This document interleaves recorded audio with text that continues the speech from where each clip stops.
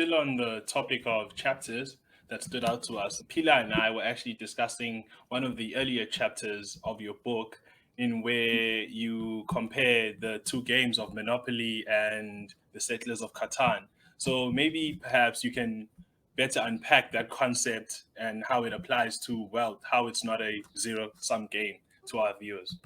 Yeah, I think, I think this kind of anecdote sums up the entire book, right? So often we think of life as a zero-sum game, which means that, if you win, I have to lose. And there are, places where this is the case. If you participate in the Olympics, there can only be only one gold winner.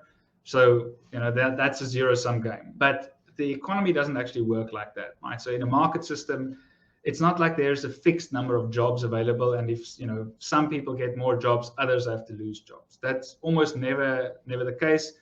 In an economy where there's economic growth, there's specialization, there's trade. It's a positive sum game. So you can create jobs without removing jobs from someone else.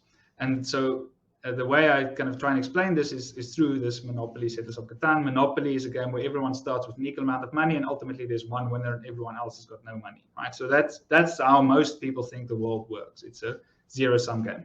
Whereas Settlers of Catan is basically everyone starts with one little village and a road, and then you play, you throw the dice. There's resources that are distributed.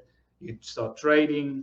And ultimately, okay, certainly one person wins, and the first, I think, person with 10 points or whatever. But by the end of the game, when that person wins, everyone else has got a thriving little civilization as well, right? So that kind of gives you a much better sense of what the economy is like. It's not like that person who won took the 10 points from everyone else. Everyone was had an economy was growing. That person was just first over the finish line. And I think that's a much better way to think about society and the way that an economy can create prosperity. To put it very simply, 300 years ago, everyone in the world, basically everyone, was poor, right? At today's poverty rate, everyone was poor. And today, despite terrible things that happened, right? Despite colonialism in Africa, despite the First and the Second World War, the world on average is 18 times more affluent than it was, right? So with 8 times more people and 18 times more affluent, each of those individuals. So that you cannot create that kind of wealth by redistributing from certain people to other people. It must be through a positive sum game. And that's what the economy is. It's a positive sum game where we all can win.